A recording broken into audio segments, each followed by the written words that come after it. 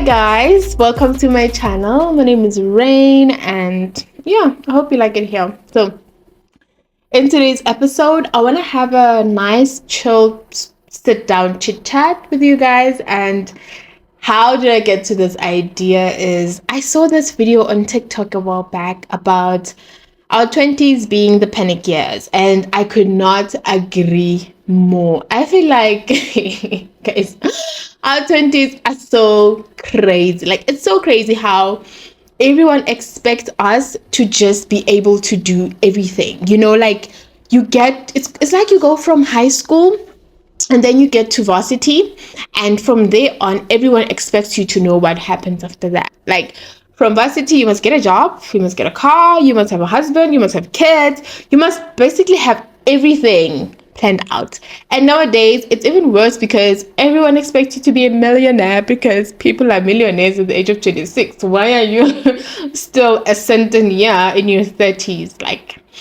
what's going on, guys? What's going on? But anyway, our 20s are so crazy. They're so crazy that it can cripple you, or it can be the years where you thrive, depending on the type of advice that you take and the type of advice that you choose not to take, and the decisions that you make generally in your 20s. They tend to affect most of your life.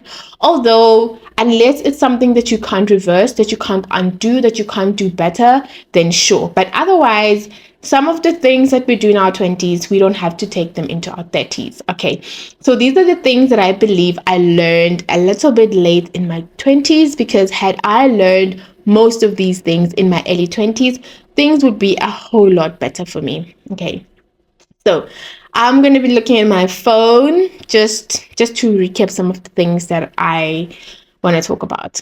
Okay, so please sit down, grab a glass of wine or coffee or tea or water or anything that you'd like to drink, because we're just going to have a nice chit chat. Okay, number one is, I don't think people care about you as much as you think they do. Okay, and this is something I learned too late, because I've always been scared to do things. Like, I've been scared to start this YouTube channel for so long. Like, I remember telling my sister I want to start a YouTube channel in just before COVID.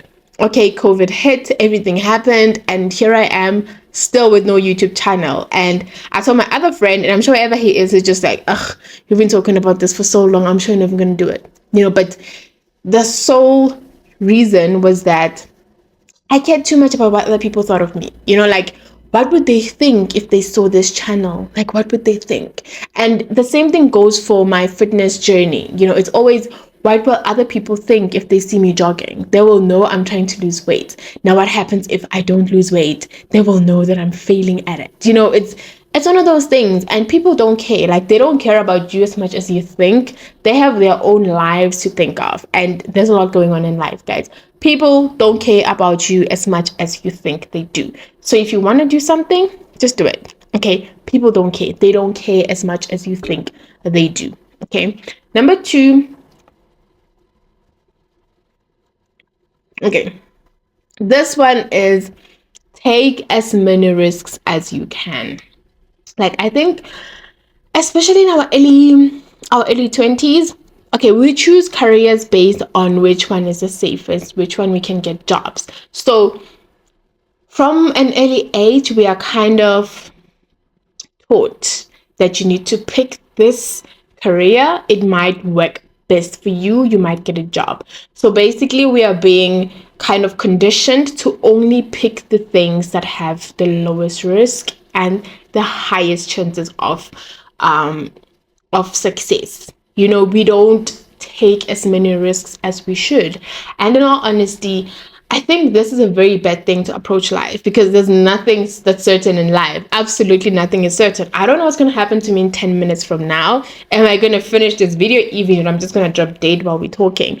Am I going to get a call now? I don't know. Like, nothing is certain in life. But here we are going through life trying to take as little risks as possible so that we do what? Minimize the disappointments, minimize the unpredictability of life. It doesn't change anything. Okay, life is unpredictable. That's it. That's the nature of life. It's unpredictable. And The more we try to make it less unpredictable, it just means we are not living it to the fullest. Okay, if you have a dream that's burning inside of you, just go there, just do it, just take the risk.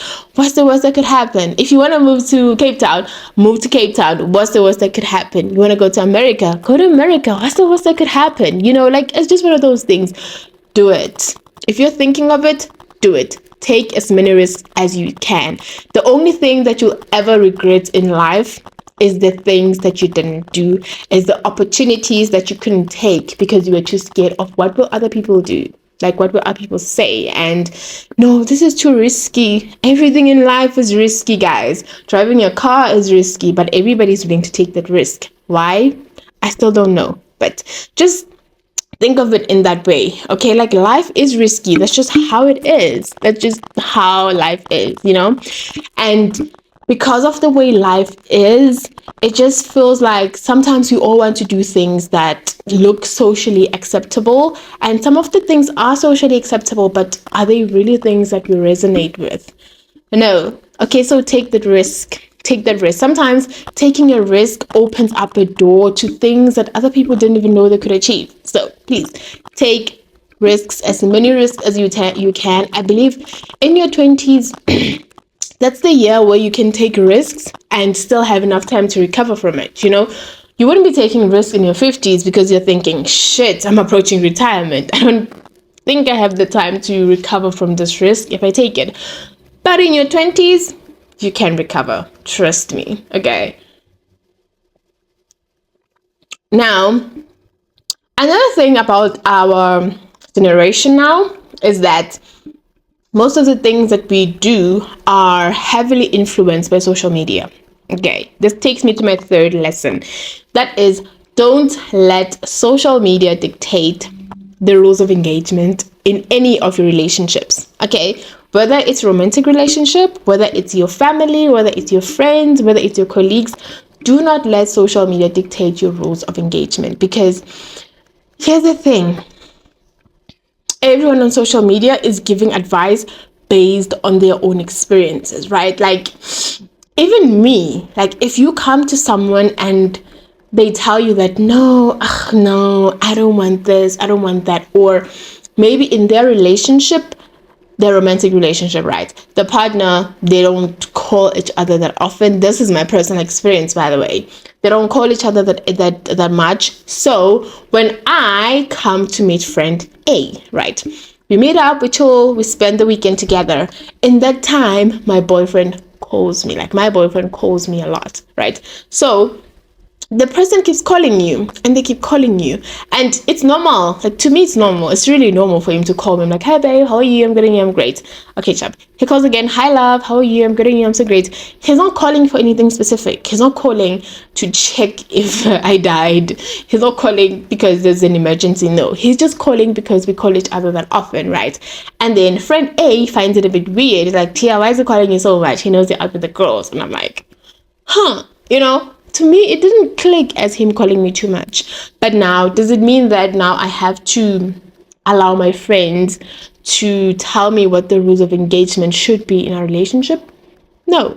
This is how we are. This is what works for us, and this is what we both love. Like, we love checking up on each other when there's really no emergencies. We just love talking to each other because that's how we are. That's what we do, you know, and it really works for us. And I really think that because that works for me and him, I don't want to change it. I really don't want to change it. And it's also family related. Like, with my sisters, we do things totally different from other people. We don't talk to each other every time, but when we do, it's always a party. When we do, it's never like, yeah, you're not spoken to me in so long, so how do you expect me to help you? Or why are you calling me? No.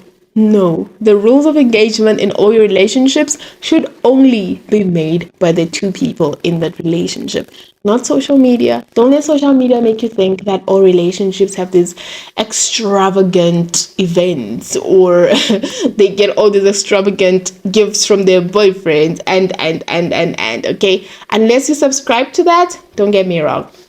Unless you subscribe to that and that's your thing, by all means, want it, expect it, and give it as well. Okay, so don't want things that you can't give. Don't want someone to buy you a Maserati when you can only afford a Hyundai. Ladies, don't do that. Don't do that. Anyway, don't let social media dictate the rules of engagement in any of your relationships, okay? Only you and the person involved in the relationship should be allowed to set the rules of engagement, right? So, number 4, be in the moment. Oh my god, I have this hair.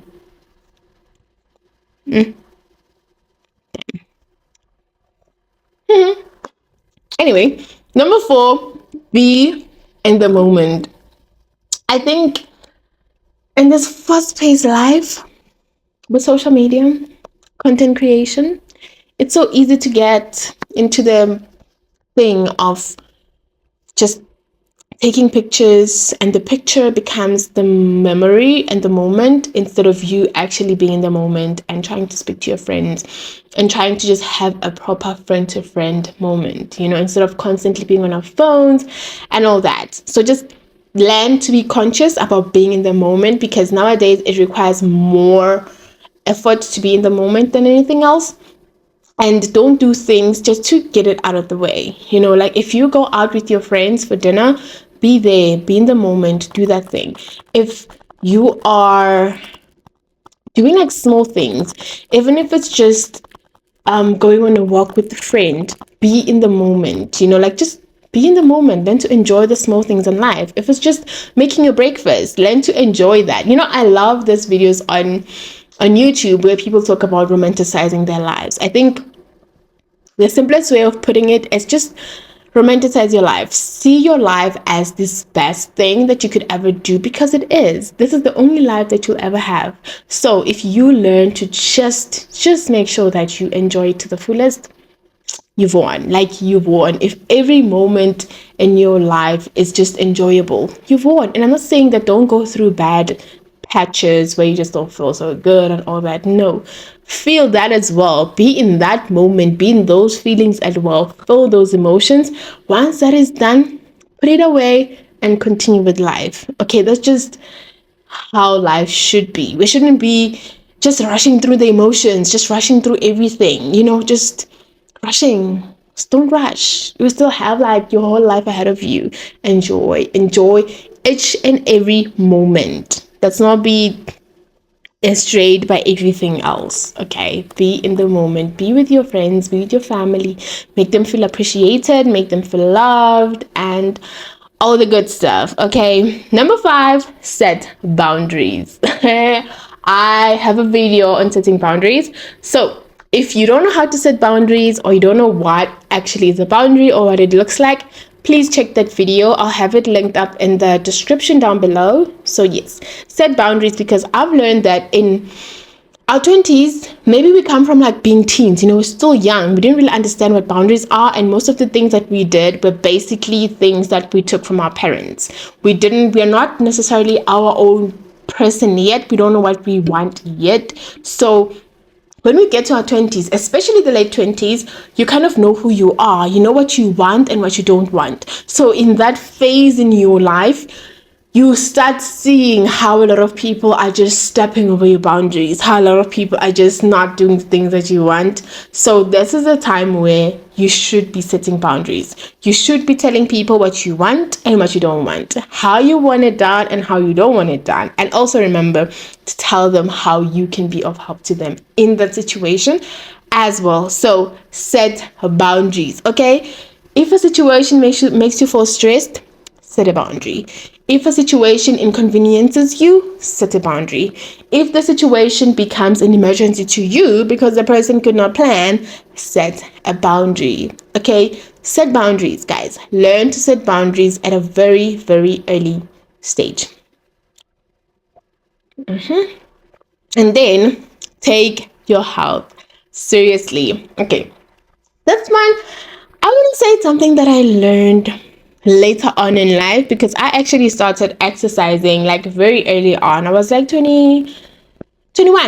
Yes, at the age of 21, I was already exercising, going on a fitness journey. Am I getting drunk? Anyway, at the age of 21, I was already exercising and on my first fitness journey, when I was still in varsity. So I won't say I learned this very late in life, but that's because I've always been like a chubby girl. So, and when you start like studying about all these things, I was studying pharmacy, so you get to see all these chronic diseases that you get if you're not healthy and all those things, you know. And I don't like being out of breath if I'm doing small things, you know. I hate that so much. So that is one lesson that I'm proud to say I didn't learn in my late 20s, although I've been slacking off a bit when it comes to that. But hey, okay, I learned the lesson. I'm still trying my best. Okay, that's what matters right now. I'm still on a fitness journey. I'm still trying to get to that nice small figure body that I had. But take your health seriously, guys. It's very important, because now we are seeing 28-year-olds who are on hypertensive medication, who are on type 2 diabetes medication. It's not good. It's not nice. You know, like, how are you going to live the rest of your life taking medication at such a young age and from diseases that you could have prevented?